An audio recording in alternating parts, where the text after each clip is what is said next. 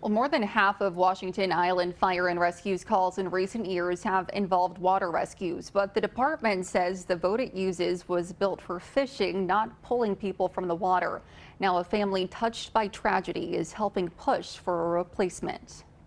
That family is David Thalman's. He and Francesca Warwick, both 20, died after going kayaking near Washington Island earlier this month. Their deaths are now bringing new attention to a challenge island rescuers have faced for years: getting the right equipment to respond on the water. Washington Island Fire and Rescue has been trying to replace its current boat for 5 years. And in the days since David's death, his family has decided to help.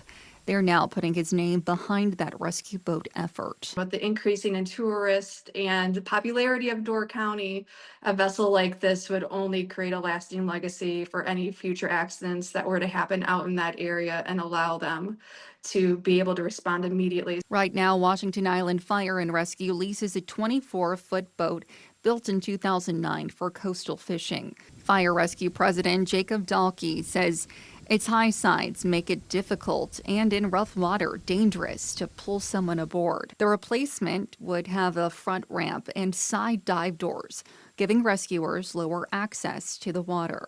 Dahlke says outside marine help can be about 45 minutes away in good weather. I mean, when seconds counts, in a water rescue, the weather up here, we're all from Wisconsin. We know how the weather can change up here in an instant.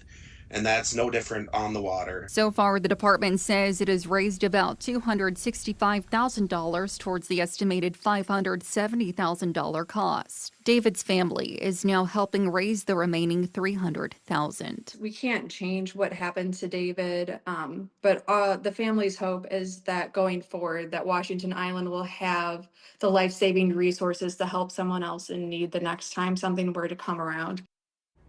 Donations can be made through a GoFundMe page or directly to Washington Island Fire and Rescue. We have both options at WBAY.com/links.